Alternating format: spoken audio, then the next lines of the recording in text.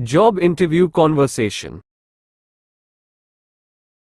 Corporate sales manager interview conversation.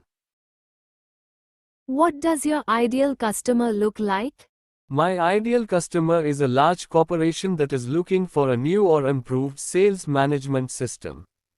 They are willing to invest in a system that will help them increase efficiency and optimize their sales processes. They are also open to working with a third-party provider to customize the system to their specific needs. How do you find new customers? There are a few different ways that I find new customers.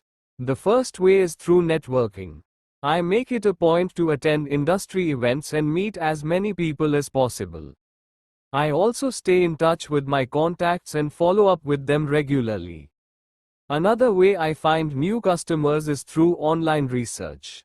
I use various tools to identify potential leads and then reach out to them via email or social media.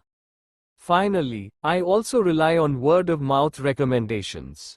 If I know someone who is looking for a product or service that I offer, I will put them in touch with one of my clients. What is your sales process? My sales process typically begins with identifying and qualifying potential customers. I then reach out to those customers and attempt to build relationships. Once a relationship is established, I will begin working on a sales proposal. If the proposal is accepted, I will close the deal and provide post-sales support as needed. What are your close rates? My close rates vary depending on the type of product or service being sold, but typically fall in the range of 20 to 30%. How do you handle objections? There are a few different ways to handle objections, depending on the objection itself and the situation. In general, you want to address the objection head-on, rather than trying to avoid it or sidestep it.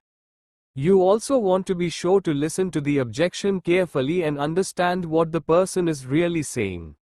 Once you've identified the objection, you can then start to address it. Often, simply acknowledging the objection can be enough to diffuse it. For example, if someone objects to your price, you might say something like, "I understand that our price is higher than some of the other options out there. Let me tell you a little bit about why we're worth that investment." If the objection is more complex, you might need to provide more information or explanation. For example, if someone objects to your product because they don't understand how it works, you would need to provide more information about how it works and why it's beneficial. In some cases, an objection may not be able to be fully addressed. In those situations, you can try to offer a compromise or an alternative solution.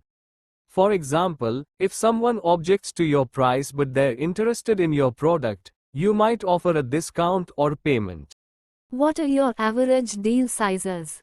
My average deal size is usually around $50,000. However, I have closed deals as small as $5,000 and as large as $1 million.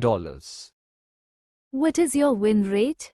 My win rate is the percentage of sales opportunities that I successfully convert into closed deals. In other words, it's the ratio of deals won to total deals attempted.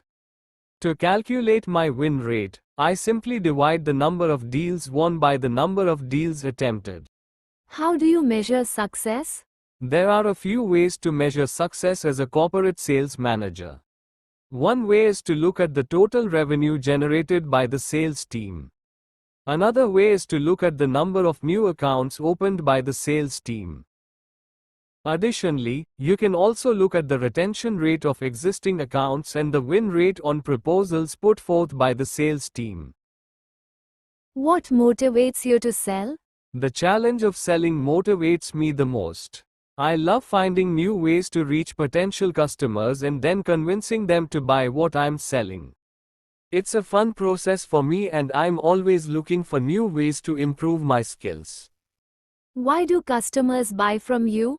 There are many reasons why customers buy from us.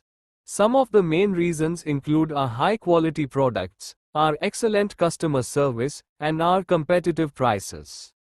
We also offer a wide range of products, so customers can find everything they need in one place. In addition, we regularly run promotions and offer discounts, which makes our products even more affordable. How do you differentiate yourself from the competition? There are a few ways that I differentiate myself from the competition. First, I make sure that I really understand the needs of my clients and what they are looking for in a product or service. I take the time to get to know them in their business, so that I can offer them solutions that are tailored to their specific needs. Second, I always aim to provide the highest level of customer service possible. I want my clients to feel like they are my top priority, and I am always available to answer their questions or address their concerns. Finally, I am always honest and transparent with my clients.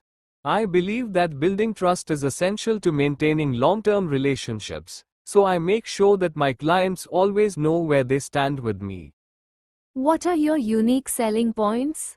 My unique selling points are my ability to connect with people and my passion for sales. I have a proven track record of success in sales, and I believe that my skills and abilities can help any company achieve its goals. I am a motivated self-starter who is always looking for new opportunities to learn and grow. I am also a team player who is willing to do whatever it takes to help my team succeed. What does your sales pipeline look like? My sales pipeline typically consists of a mix of inbound and outbound leads. For inbound leads, I generate new leads through online marketing campaigns, webinars, and other digital channels. For outbound leads, I proactively reach out to potential customers through email, LinkedIn, and other online platforms. Once I have generated a lead, I then work on nurturing them through the sales process until they are ready to buy. How do you forecast sales? Sales forecasting is the process of estimating future sales. Companies use sales forecasts to make decisions about production, inventory, and staffing levels. Sales forecasting is also used to develop marketing plans and track actual performance against targets. There are a number of different methods that can be used to forecast sales, including trend analysis, regression analysis, and market research. The choice of method will depend on factors such as the data available, the nature of the product or service, and the time frame being considered. Trend analysis is a common approach to sales forecasting. This involves looking at past sales data to identify any patterns or trends that can be used to predict future sales. This data can be plotted on a graph to visually identify any trends. Regression analysis is another statistical approach that can be used to forecast sales. This involves using historical data to develop a mathematical model that describes the relationship between different variables. This model can then be used to predict future sales based on changes in these variables. Market research is another useful tool for sales forecasting. This involves collecting information from customers, suppliers, and other stakeholders about their expectations for future demand. This information can then be used to develop a forecast of future sales. How do you manage your time?